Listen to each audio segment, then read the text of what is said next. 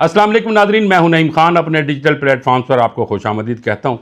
उम्मीद है कि आप खैरियत से होंगे और अल्लाह आपको खैरियत से ही रखे। वीडियो में आगे बढ़ने से पहले मेरी हमेशा आपसे ये रिक्वेस्ट होती है कि हमारे चैनल को सब्सक्राइब करना मत भूलिएगा, बेल आइकन को प्रेस कर दीजिएगा और वीडियो अच्छी लगी तो लाइक और शेयर ज़रूर कीजिएगा। नादरीन, जंग का फाइनल राउंड शुरू हो चुका है, लेकिन इस वक्त जो माहिरीन की भी राय है और आप भी जानते हैं नादरीन, मैं भी जानता हूँ, वो ये कि इस वक्त जो सूरत हाल है वो बहुत पेचीदा हो चुकी। किन इश्यूज़ पर बात होगी? बहुत सारे इश्यूज़ होते हैं। जब दौरा होता है मुख्तलिफ मुल्कों के सदरों का, तो वो कोई ना कोई पॉलिसी पे डिस्कस करते हैं, कोई इश्यूज़ पे डिस्कस करते हैं और इश्यूज़ पर भी बात होगी। लेकिन असल इशू नादरीन ईरान का तनाज़ा और आबनाए हुर्मुज़ का खुलना। चाइना का ये कहना कि पाकिस्तान ही सालसी का जो किरदार अदा कर रहा है उसको तेज़ करे और पाकिस्तान आबने हुर्मुज़ को खुलवाने में किरदार अदा करे। दोनों वज़राए ख़ारजा यानी चाइना के वज़ीर ख़ारजा और पाकिस्तान के वज़ीर ख़ारजा की आपस में गुफ्तगू हुई और इसी बात पर जोर दिया गया कि पाकिस्तान सालसी की कोशिशों को तेज़ करे और आबने हुर्मुज़ को खुलवाए। चीन ने वाज़ेह तौर पर यह कह दिया है कि पाकिस्तान अपनी सालसी की जो कोशिशें हैं वो जारी रखेगा और मुझे उम्मीद है नाजरीन कि पाकिस्तान अपनी सालसी की कोशिशों के साथ आबना हुर्मुज़ को ज़रूर खुलवाने में कामयाब हो जाएगा। मुझे यूँ लगता है नाजरीन कि खेल एक दिलचस्प मरहले में दाखिल हो गया है। सब खिलाड़ी खेल रहे हैं, लेकिन पाकिस्तान एक की प्लेयर की हैसियत रखता है और सबकी नज़रें पाकिस्तान पर टिकी हुई हैं। अब नाजरीन ज़रा तवज्जो फरमाइएगा। कल जो बातें करते थे कि पाकिस्तान के पास ईरान के जहाज़ खड़े हुए हैं, पाकिस्तान ईरान का साथ दे रहा है, सदर ट्रंप ने चाइना रवानगी से कबल ये बयान दिया कि ये सब बातें गलत हैं, हमें पाकिस्तान की सालसी पर और पाकिस्तान पर मुकम्मल एतमाद है और फील्ड मार्शल आसिम मुनीर और शहबाज शरीफ एक अजीम क़यादत हैं। और ये बयान सदर ट्रंप का देना उस वक्त जब वो चाइना के लिए रवाना हो रहे हैं और असल चीज़ वो आबना हुर्मुज़ का खोलना, जैसा कि आप जानते हैं, और जंग का खात्मा है नाजरीन। अब ईरान भी यही कह रहा है कि हमें पाकिस्तान की सालसी पर एतमाद है और एतबार है। उधर तुर्किया, सऊदी अरब, कुवैत, मिस्र और कतर भी ये कह चुके हैं कि हमें पाकिस्तान की सालसी पर मुकम्मल एतमाद है। वैसे यहाँ पर मैं एक दिलचस्प बात का जिक्र करता चलूँ, वो मैंने अपनी एक वीडियो में ये कहा था कि सदर ट्रंप चाइना जाते हुए कुछ देर के लिए ब्रेक जर्नी करेंगे और पाकिस्तान रुकेंगे और ख्वाजा आसिफ ने भी इसकी तायीद किया कि वो पाकिस्तान रुकेंगे।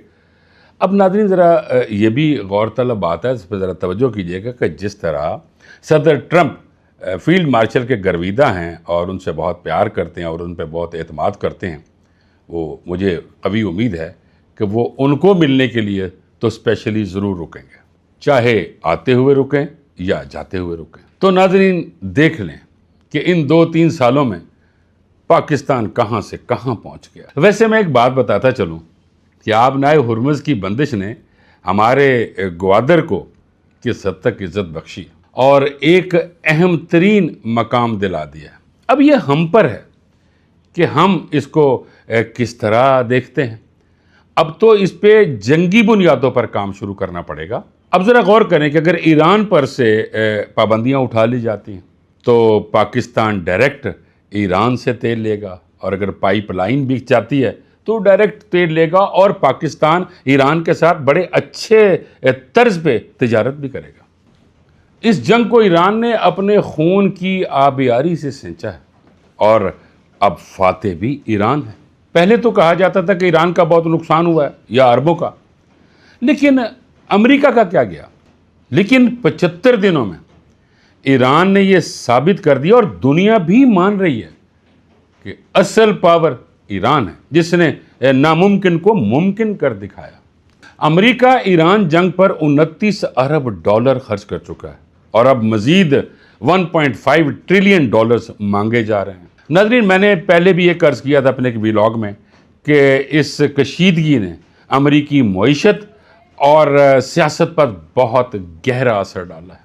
ये जो मैं 29 अरब डॉलर्स की बात कर रहा हूँ जो खर्च हुए हैं, ये असले और फौजी साजो सामान पर खर्च हुए हैं। और अगर दूसरे नुकसान की तरफ देखा जाए यानी जो फ़ौजी अड्डे तबाह हुए, 39 जहाज़ तबाह हुए, वो इसमें शामिल नहीं है। मज़ीद 10 तैयारों का भी मुख्तलिफ नौइयत का नुकसान हुआ है और कई तैयारों को तो अमेरिका ने ख़ुद ही तबाह कर दिया कि कहीं हमारी टेक्नोलॉजी ईरान के हाथ ना लग जाए। मैं तो हमेशा से कहता आ रहा हूँ कि ईरान ने अमेरिका को नानी याद करवा दी। एवं नहीं सदर ट्रंप इधर उधर भाग रहे हैं और कह रहे हैं कि मेरी जंग रुकवा दें, वरना वेनेज़ुएला के साथ जो हुआ नाज़रीन वो भी तो आपके सामने ही है। वहाँ पर कब्ज़ा किया, जुल्म किया और बहुत सारा तेल वहाँ पे अपने कब्ज़े में लिया और ऐलान कर दिया कि हम जीत गए हैं। इधर क्यों नहीं ऐलान कर रहे कि हम जीत गए हैं?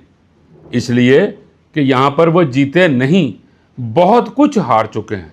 ट्रंप अक्सर ये दावा करते नज़र आते हैं कि उनके ब्लॉकेट की वजह से ईरान की मईशत तबाह हो गई है, लोग भूख व अफलास का शिकार हो गए, लेकिन माहिरीन कुछ और कह रहे हैं। माहिरीन ये कह रहे हैं कि अमरीकी मईशत तबाह हुई है और अगर कुछ दिन यूं ही ऐसा चलता रहा तो अमरीकी मईशत बहुत हद तक बैठ जाएगी। महंगाई का एक ऐसा तूफान आएगा जिसकी लहर को रोकना अमरीका के लिए नामुमकिन हो जाएगा। और वैसे ईरान भी क्या ताक ताक कर निशाने लगा रहा है और ऐसी ऐसी चालें चल रहा है। मुझे तो वो इस्माइल बकाई का वो बात याद आ रही है कि ईरान ना तो बदमाश है, ना बदमाशी करता है, लेकिन बदमाशों को ठीक करना जानता है। अब न्यूयॉर्क टाइम्स की रिपोर्ट ने आलमी मंडियों और दिफाई जो तज्जियाकार हैं उनकी तो नींदें उड़ा दी। अब न्यूयॉर्क टाइम्स ने एक रिपोर्ट शाया की गई और उस रिपोर्ट में अमेरिकन इंटेलिजेंस का हवाला दिया गया। उस रिपोर्ट में ये कहा गया कि अमेरिकन इंटेलिजेंस के ताज़ा तरीन जायज़ों के मुताबिक ईरान आबना हुर्मुज़ के स्ट्रेटेजिक साहिलों पर अपनी खोई हुई फ़ौजी ताकत को हैरत अंगेज़ तौर पर बहाल करने में कामयाब हो गया है। रिपोर्ट में मज़ीद इंकशाफ किया गया कि आबना हुर्मुज़ के साथ वाक़या ईरान के 33 मिसाइल साइट्स में से 30 अब दोबारा मुकम्मल तौर पर फ़ाल हैं।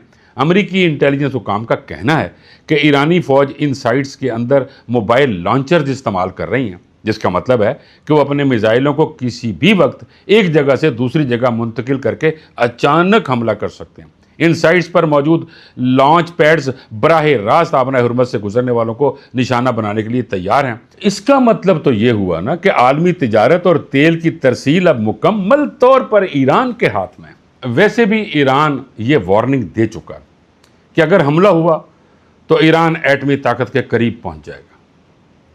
चूँकि नाज़रीन ईरान पहले ही 60% जो यूरेनियम है उसे अफजूदा कर चुका है।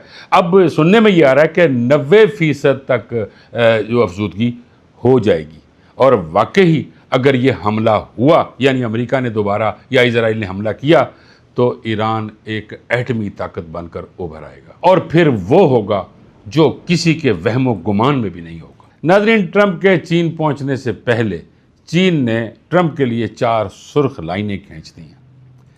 अमेरिका में मौजूद चाइना की एम्बेसी ने ट्वीट किया और उन्होंने ये कहा कि ताइवान का मामला, कि अमेरिका तो ताइवान को असला दे रहा है लेकिन चाइना ये कहता है कि ताइवान हमारा है, इस पर कोई बात नहीं करनी।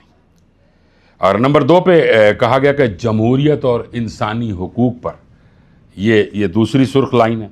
और तीसरी है सियासी निज़ाम और चौथी है चीन के तरक्याती हुकूक। और नाज़रीन, लगता ये है कि ये ऐसे मामलात हैं कि जिन पर चीन कभी भी समझौता नहीं करेगा। आखिर में मैं ये ज़रूर कहूँगा कि ईरान इंतहाई महारत के साथ अमेरिका को गोल चक्कर में घुमा रहा है, जबकि सीज़ फायर के 4 हफ्तों के बाद और एक डायरेक्ट मुज़ाकराती जो अमल हुआ है उसके बावजूद भी मामला तो वहीं के वहीं पड़े। ईरान की ये पॉलिसी अमेरिका को थका रही है और मुकम्मल तौर पर दलदल में फंसाती चली जा रही है। अब अमेरिका के पास आगे कुआं और पीछे खाई।